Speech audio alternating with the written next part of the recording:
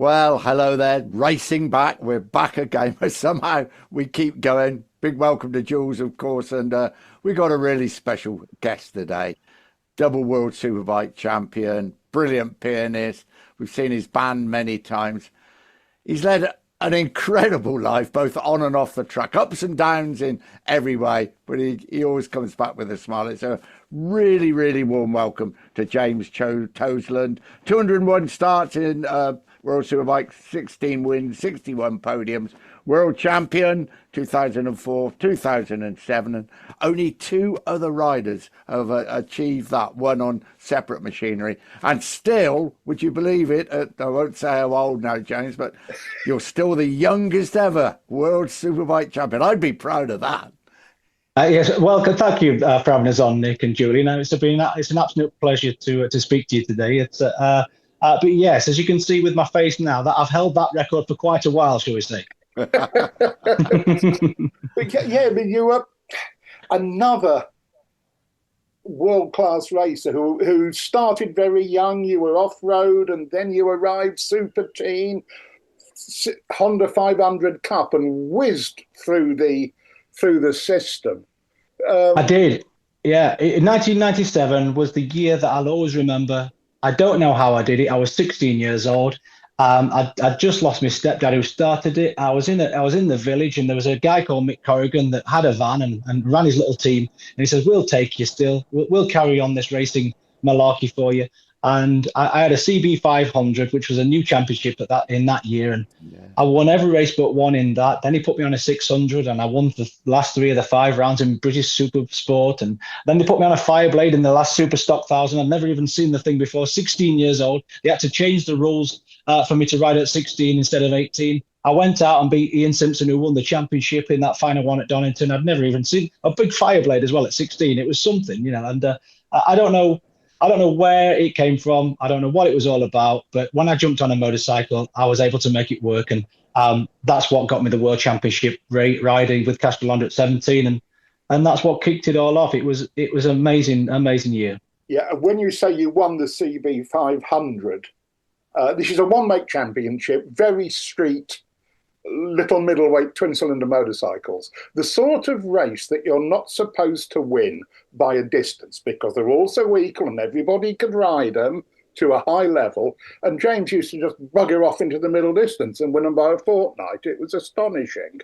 I think at 16 years old, I'd got about 3.5 stone lighter than most riders on the grid at that particular time. So I had a bit of an advantage. But yes, usually people turn up on a delivery route on the CB500s, rather than racing them on racetracks. They are a straight handlebar twin cylinder 500. But I loved it because, when I first started racing, and obviously Mick Doohan and Kevin Swanson and all the rest of it were riding 500 Hondas, and I was able to just about blag it at school that I was riding a 500 Honda, It's no surprise, so many of those one-make championships in various countries have managed to pick out gems like this hang on, you shouldn't be able to do that. Christian Saron in a Kawasaki Cup, I think it was, in France.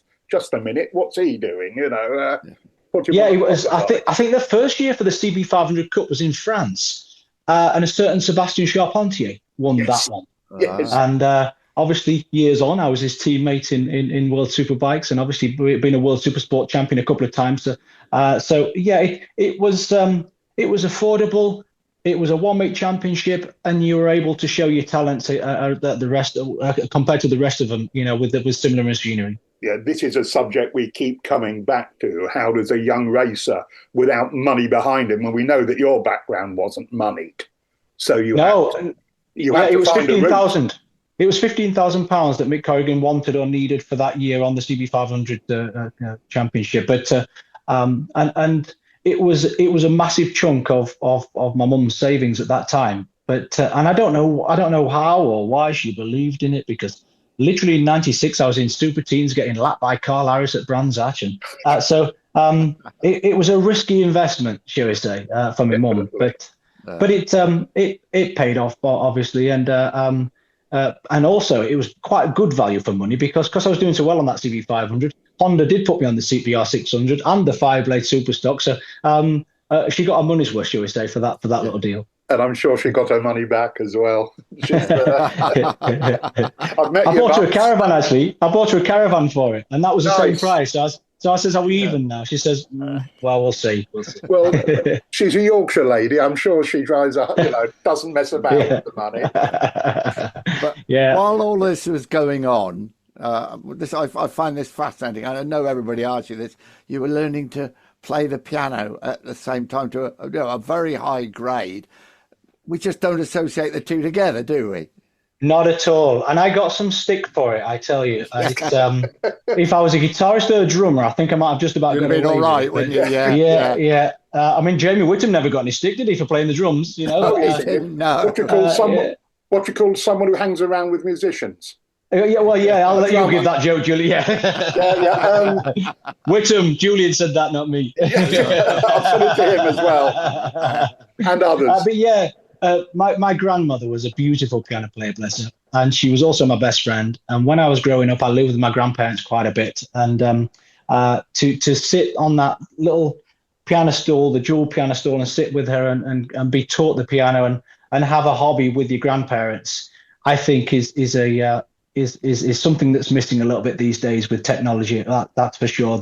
There wasn't social media, there wasn't phones, there wasn't anything to distract you. And the one lovely thing that you enjoyed doing, because that was one of the enjoyable things to do, was to be taught an instrument by a family member. And I'll be forever grateful for that. And I was grade 6 kind of thing before the Mick Corrigan year in 1997. So I was a decent player at that time. I'd got my eyes set on London College of Music, if I could have ever dreamt to get that far. And that was the plan. I was going to my piano lessons every Monday with Mrs. Good, just at the top of the village, who was a wonderful piano teacher. And I had my little leather satchel. And you can imagine just how few friends I'd got at that time. It was a bit tricky to balance the football team, or saying no to the football team and wandering out to my piano lesson. It was in Sheffield in the 80s. It was a brave decision, I could tell you. But no, it was a relationship with my gran that I was able to go far enough to get through the crappy stage of an instrument, shall we say, to then get something back from it and then enjoy it. And I'm so pleased that I got to that level before I got to professional racing, because it'll be forever a joy to do. Wonderful. And we have to, I suppose, come on to the wrist injury that you got at Aragon in 2011, wasn't it? A Superbike test. It was. That basically ended your racing career and more or less ended your musical career, almost. Yeah, it did. It was a difficult afternoon in Aragon. I was just testing Pirelli tyres. I had to put 5 laps on each one of them. I think I got 3 or 4 to test, and this particular one had fell off a cliff. But I, being the professional, I thought I'll just get the 5th lap in, and then we've got some proper data on it. And it's always that situation, isn't it, where you think I should have come in that lap before. It caught me out. I went over the top of the BMW I was riding at that time. Wasn't the biggest crash I've ever had, but it was awkwardly landed on my wrist, which then did that so severely that it actually flipped the bones over each other. No fractures, nothing broken. And the surgeon said, I've never seen such a devastating injury with dislocations without a fracture. He says, I'll do my very, very best for you, but you're going to have to be very, very lucky that you're going to have any movement in that wrist once you're out the woods. And unfortunately, he was right. And it retired me 10 years prematurely. I was only 29, just 30. So I was relatively young. And the problem is with that, you've not really settled into contemplating retiring from the job. And when you haven't had the chance to do that, to kind of just maybe start maneuvering yourself on opening a few more doors, different doors to where your life's going to change after being a racer. And I hadn't done that. So it was a really, really difficult time. And then, a long story short, fast forward to today, which is 15 years ago now, the crash. I have had 10 operations on the wrist, trying to get it somewhere near where I can have a decent life, where I'm not in excruciating pain. And the first few operations were just desperation to get back on a bike again, I'll be honest. And the most awful thing about this wrist situation was 10 operations in 12 years, having an operation every year, recovering. Because the problem is with an operation, you've got to wait 3 or 4 months after the operation to know where you're at, to whether it's been successful or not. And then obviously 9 times it wasn't successful, and then I had to have a following procedure after that, and it was a really, really difficult, dark time. And to have the depression of not being able to race again, which I absolutely adored, to have that as my therapy.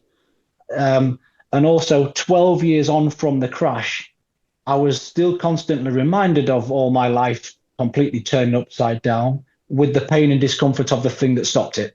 And it's been a journey, lads, but this 10th operation has just kind of put my wrist in a place where it's not excruciating pain anymore. I've only got this amount of movement, which is very minimal, but it now sits flat like this, because when they fuse the wrist on the 8th operation, they put a plate in it, but when they fuse it, the plate is cocked up slightly like that to make it more convenient to do things, because it's completely locked. So they do that, they cock it up a little bit. But we didn't discuss that before the op. And then when I recovered from that operation, all of a sudden I've got a wrist that's angled like that. And then when I sat at the piano, my arm was like that. So I'd lost my bikes, and then I'd lost my piano playing. Whoa. And I was in a really desperate stage at that point. This was on the 8th operation. So I then desperately tried to find somebody that could reverse the fused wrist, and nobody would do it in the UK. And so I had to fly to Austin, Texas, to find a specialist out there that would cut the bone again to put another joint back in there again, to then get the angle changed of the wrist to allow me to play the piano again. So in a nutshell, lads, it's been a bit of a task. How's your piano playing now? Can you do what you want to? I have to adapt because I've got no lateral movement, and the piano is a lot of this that dexterity from right to left to kind of glide on the notes, and I don't have any right or left, so I have to kind of lift my hand onto the next chord. So I have to actually be better at playing now and more accurate now, because when you lift and then put your hands down again, you got to hope that you landed in the right place. Sounds like Leon Russell, the Elton John's hero, the old blues piano player who had a problem with one hand. Did he? It's more like Les Dawson, I think. Oh, but you've got to be very good to be that bad. You're right there. No, but in fact, 2 days ago, I went down to London to meet some new musicians, and I've not said this to anybody yet, so this is a bit of an exclusive. And I played with musicians for the first time in 8 years. Since the 6th operation failed, and then I had to have it fused, and then the angle went, and I couldn't play, and I couldn't then play live music anymore. So it went really, really well, and they could be an exciting announcement where we could be playing at one of the familiar events that we're all aware of in the near future. So I could be back on stage again pretty soon, which will be really, really special. Wonderful. Honestly, guys, where I was at mentally, with the depression and a really, really horrible place, and also physically with the playing, I never thought I'd have the confidence again to go out there with a band again. And it'll be a big day if I walk out on stage again, because it's quite a responsibility, to walk out on stage and perform to a certain level with something else, because I used to ride motorbikes, and I used to be at times one of the best in the world at it. And it took a long time to develop those skills, and a lot of commitment and dedication to my craft. And to walk out to do something else, it always has a natural comparison to what I used to do a little bit. And so it needs to be at a certain level. And also musicians need to be a certain level for people to want to watch them as well, which is not an easy task to do. I mean, everybody can strum a few chords and sing a song in the pub, but to actually play an instrument to the level that people actually go, oh, these guys are good, I'm going to watch this. I'm going to pay to watch them. Yeah. It takes a lot of dedication for that. So, yeah. I love the way that racing a Grand Prix motorcycle holds no fear at all for you, but walking out on a stage gives you a bit of a twitch. Do you know what it is, Julian? Go on. It's the white of the eyes when people are looking straight at you. Yep. At 200 miles an hour down the straight, no problem. I can't see a flipping thing through the visor. And even if it's Jorge Lorenzo at Qatar, that opening Grand Prix, it doesn't matter, does it? You're going too quick to worry. Yeah, to be honest, though, sometimes I prefer some gigs than to look to my left and see Jorge Lorenzo on a factory Yamaha. Nick is referring to a pass you made on him towards the end of that first Grand Prix, for which you qualified in second place. We should remind ourselves. That was great. That was another great day. I was very, I was very, very blessed with my racing career, even though it was cut short. I'm able now, after some years, to just put aside the I feel a bit shortchanged from the whole situation. I feel that I was very, very, very fortunate to have lived the life I did, to have had the experiences that I've had from a kid from Sheffield, to have travelled the world, to have had the opportunity to listen to your national anthem, to win a world championship event in whatever sporting categories it is. Yes. It's a very, very privileged position to be in, and it provides you with emotions that are absolutely unthinkable. And it's only a dream as a kid. And fortunately, with the opportunities that I got and the amazing people that I worked with and the amazing bikes I was able to ride, I was able to experience things like that. It was brilliant. Yeah, I think I should just finish the Jorge Lorenzo story. You biffed him out the way in a way that Marc Marquez would have been proud of towards the closing stages of the first Grand Prix. I went and found him afterwards. I didn't talk to you about it first. I went and talked to Jorge. And Jorge said, I've done worse. Yeah, he was fine with it. I ruffled a few feathers in MotoGP when I first arrived, but Jorge Lorenzo, he was right as rain. But to be honest, after the lap 3, excuse me, mate, I'm just coming through at this point in time. He did come past me again, and I can't remember much of the race after that, and there's probably a reason for that, Julian. But I did cross the line. You did with Valentino Rossi's seat right on the end of my front wheel in my first ever Grand Prix. Yeah. And to have followed Valentino Rossi for pretty much the whole race, again, regardless of where I would have liked to have finished, regardless of whether I would have liked to be on a factory Yamaha and on the podium and not a satellite Yamaha, and all these stories and possible excuses I've still got in a book somewhere, to say that I actually followed Valentino Rossi round to the checkered flag, I'll be able to die a happy man with that. And I remember him saying something extremely, well, it was complimentary. It didn't sound it when he said it. You were always blazingly quick round Phillip Island. Yeah. Do you know why, Julian? I was chasing blooming Troy Bayliss for my bloody superbike career. Good practice, yeah. Yeah, he was my mentor and coach. And to have Troy Bayliss as a mentor and coach, you learn Phillip Island pretty quickly. Yeah. I think Valentino said something like you were riding like the devil or something. Yeah, he did. I remember that. Yeah. That was...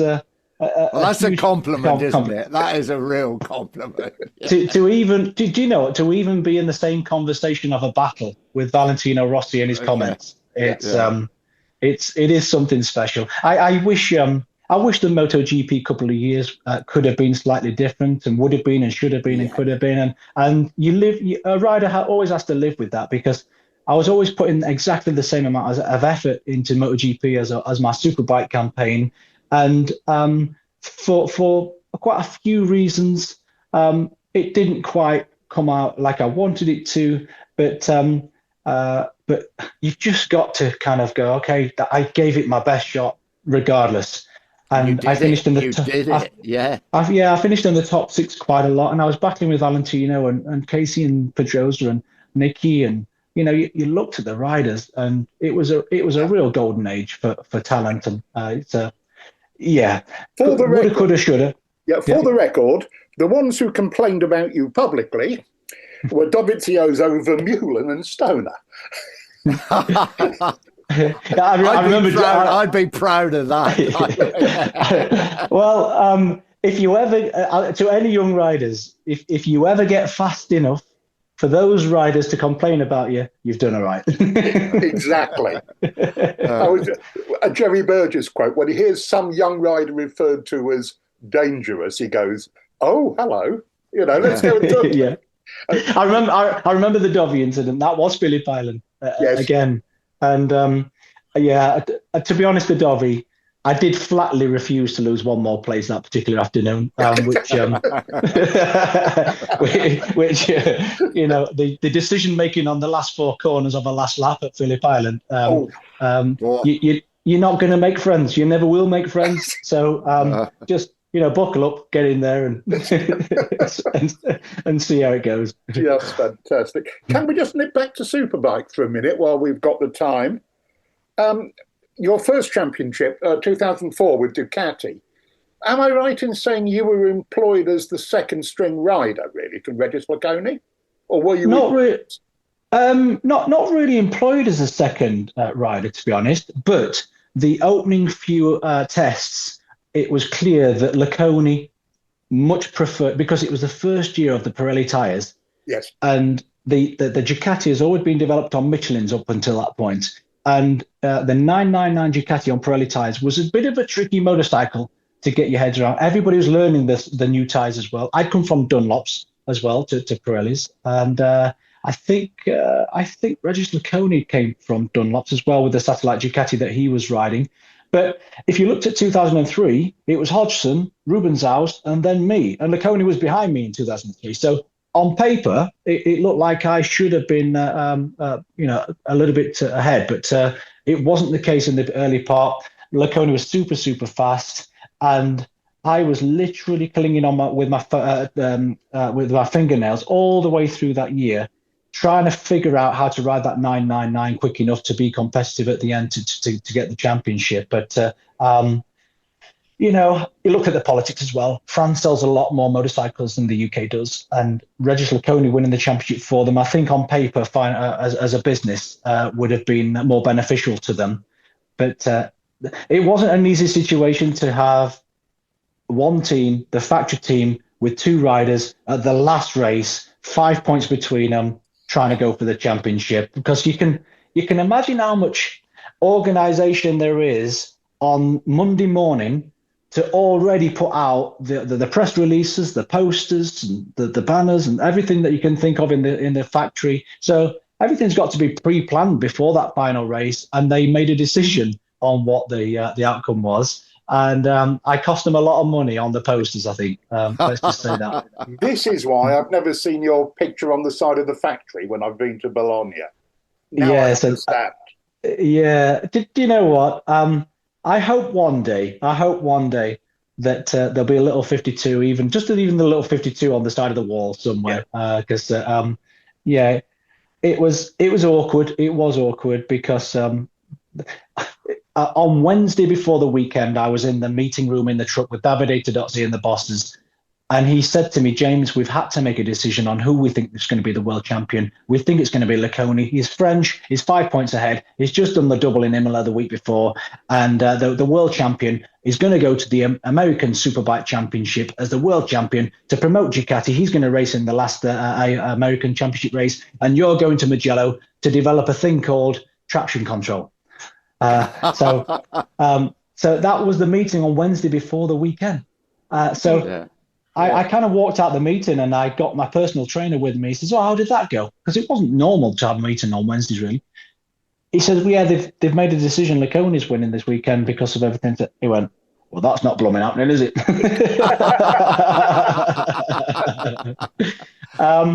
I got it from, I didn't at the time because it was a bit, it was a high pressured situation. I was in France. The French crowd were obviously booing and giving it all a little bit of banter, shall we say. And I was only 23 years old, and it was a lot to be in a factory Ducati team, expected to win because that's just what they do in the factory Ducati team. So it's a little bit of a thankless task sometimes being in the factory Ducati team, and to be on the grid in that second race, whoever won the championship. and the lights are going out in a minute, and you've got to put 22 laps together like no other and try and be a world champ. It was really, really intense, and I was really proud of myself that I kept it together at 23 to just coming across the line and clinching it. But I had sympathy for Davide Tedozzi and the team because the whole plan was messed up. I mean, Lecone still went to America as the runner-up, not the world champ. I still went to Mugello testing traction control, and it was an awkward situation. But I will always be very, very grateful for Ducati and Davide Tedozzi, because they could have made sure that I finished second in the World Championship. Yeah, but they still gave me a bike to go out there and fulfill my dreams, and I'll be forever grateful for Ducati for that. The politics. Nick, we have 9 minutes left. Oh, right, just to flag up how we're doing. Yeah, please carry on, Jules. Yeah. No, I was the Ducati politics situation has always been something I've wanted to ask James about, but there were times when we worked together for a while at BT. And as you'll have gathered, James, is an intelligent bloke, to put it mildly. And there are also times when I think, no, I don't think I'll ask him about that now, because there's there tended to be occasionally a very tough racer sitting next to me. It was always entertaining. Yeah, it wasn't easy, to have 2 riders in the very final race, because as you can imagine, one had just fulfilled his dreams as the world champion for the team and everybody, and the other one was going to be unbelievably disappointed, because of course he could have and should have, really had that title as much as I did. He had the chance just as much as I did that day. And let's not forget, at home as well. Can you imagine? You've got all the family and friends and colleagues and you've even got acquaintances at your home race. Never mind your family and friends. And so, but his family were so gracious in defeat, and I obviously tamed all the celebrations down to not showing too much elation for the whole thing. I remember just having a drink with my mom, and that had just really toned down. And we celebrated when we got home, but we made sure that we didn't rub it in anybody's faces. Yeah. But I think, as you said, credit to Ducati for letting racers race, basically. Absolutely. And that's why there is absolutely no problem with all of what happened with that day, with that weekend, with David Tedozzi's face at the after across the line. That was an initial reaction to the whole plan. What they had to pre-plan, it, and it didn't go to plan. But like I say, they gave me a bike to win on, so there's absolutely no problem, no animosity, no there's no qualms about the whole thing at all. I don't think Davido has ever been a good actor. No, and everybody loves Davide Tedozzi because this game's about passion and commitment. Like if you have passion and commitment as a motorcycle racer, and even working in the industry as a journalist or a commentator, you've got to really, really love this gig and love motorsport, and to a certain level, to where you can portray what we do in a way through the screen on the track, to giving everybody a great show. I mean, look at Formula One at the minute. I mean, I don't want to kind of diss Formula One, but look at how you can kind of just complicate things too much to where it takes away the actual raw competition of the whole thing. Do you enjoy racing? Is about who finishes first, isn't it? And you don't never want to take that right from the 1949 to now. That's what it's about, and it's important to remember that. The show, yeah, but the race is the thing.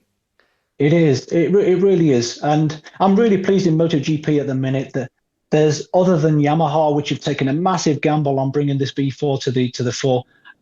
It's a massive hill to climb for all the Yamaha riders at the minute. But Honda now are getting back up there. Aprilia are doing a fantastic job. Ducati have always been amazing for the past kind of 5 or 10 years now. But they weren't 15 years ago when Valentino was and all. So it's wonderful that all the riders, as an ex-rider myself, it's wonderful that everybody on the grid at the minute, unless you're a Yamaha rider, you've got a real chance of getting on the podium, which you can't wish for anything more, can you?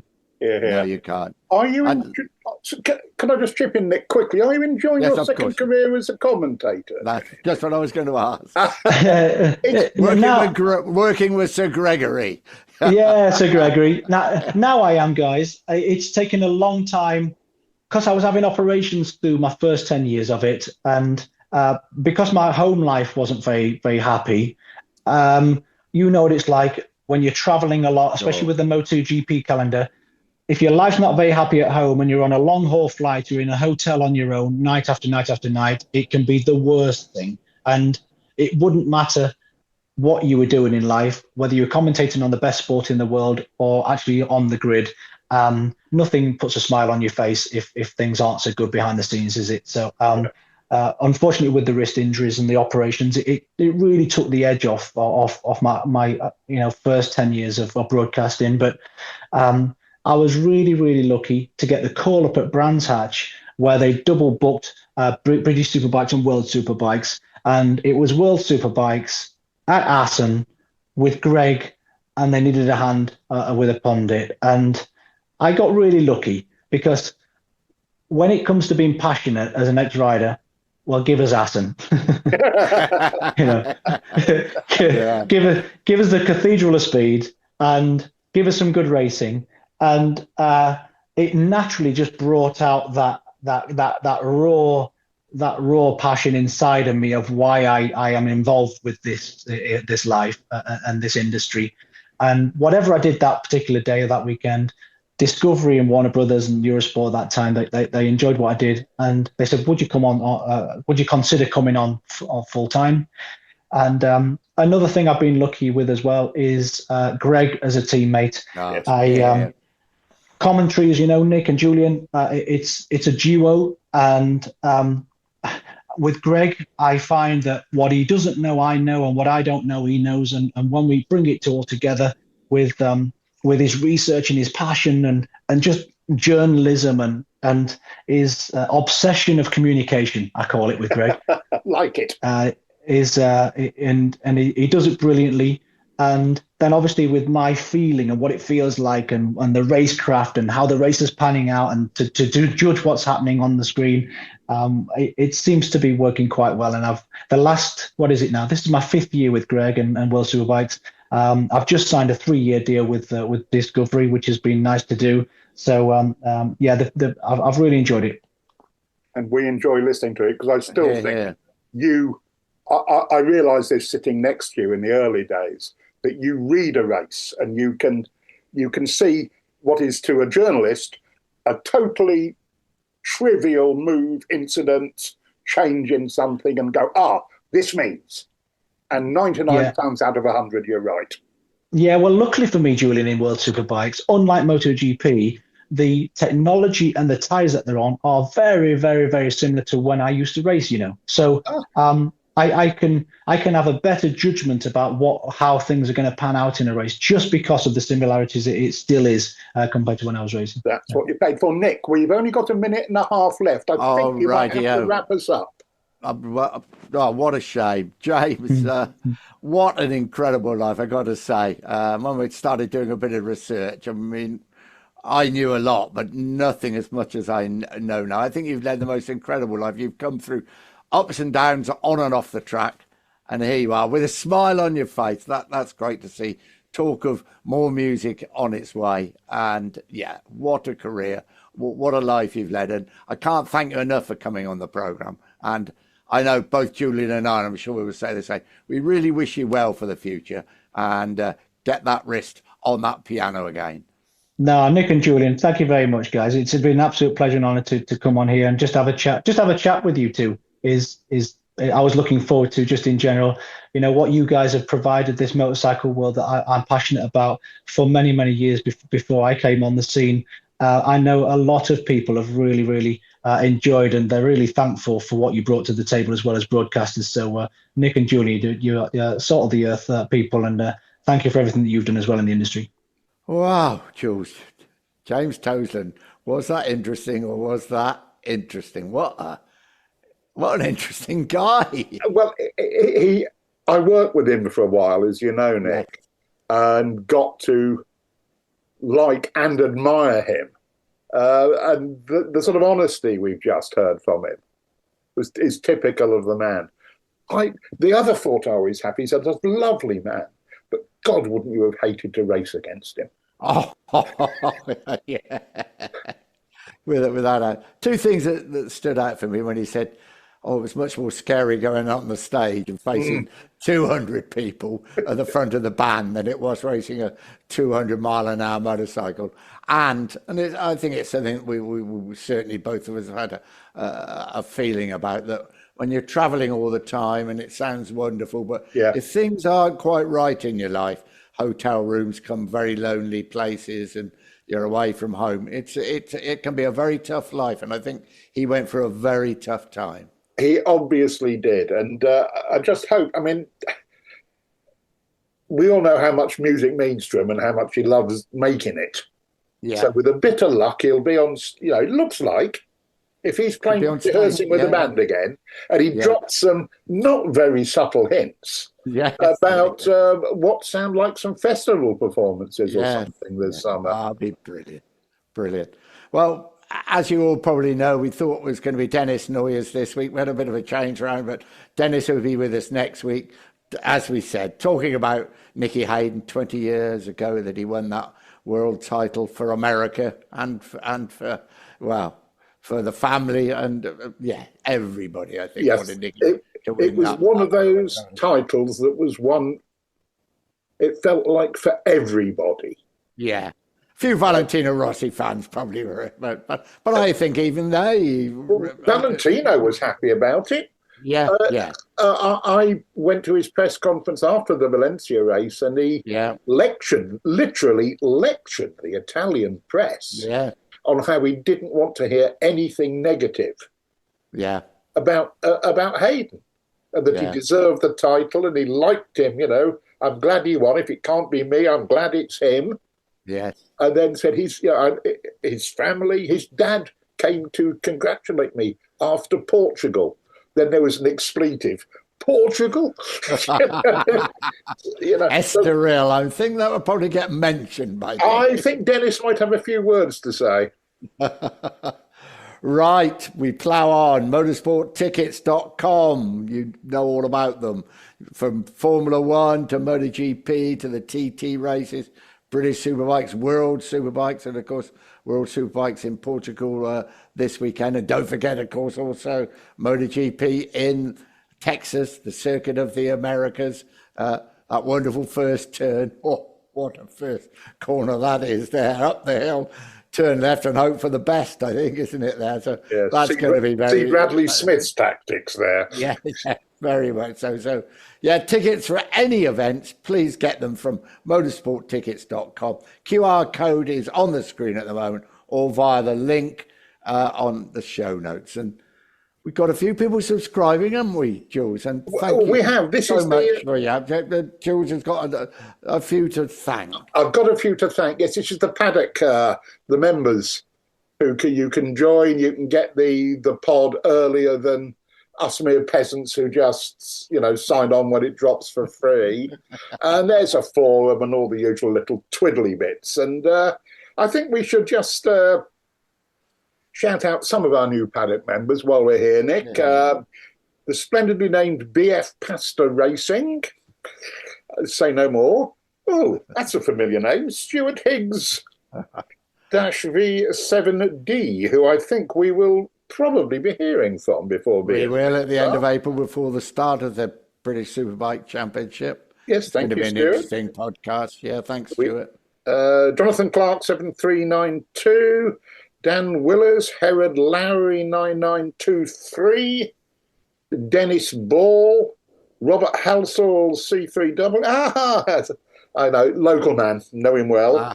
And FJ Minervini, I think that should be pronounced, 201, amongst a good number of others. We are grateful for your support, all this sort of stuff, and subscribing, by which I don't mean necessarily paying the couple of quid to be in the paddock club, but clicking to be on our list, so you get the announcements that the pod is arriving. It helps us Certainly creep up does. the algorithm, so people searching for this sort of thing find us easier. As we always say, always started as a bit of fun. I think we're on 41 or 42 or 40 something now, and it's Yeah. ploughing on. We've got lots of guests to come. Yeah. So, What we were going to do this for a couple of months, we thought. yeah, that's right. Yeah. But if you enjoy it as much as we do, we're going to carry on doing it, aren't we, Jules? Yes. Yeah, We've got plenty of people who you've really, obviously, looking at the numbers, enjoyed listening to. Randy Mamola, Jerry Burgess, and others will come back, and we've got a few new guests. yeah, we as have. well. Yeah.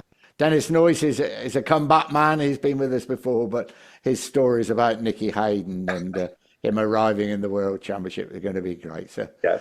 many, many thanks to James Toseland. That was a real insight. And James Toseland will come back as well, I'm absolutely sure. Might play us a tune by then. By then, let's hope so. Yeah. Thanks to James Toseland. Thanks, Jules. Another cracking programme. And look forward to seeing you all next week.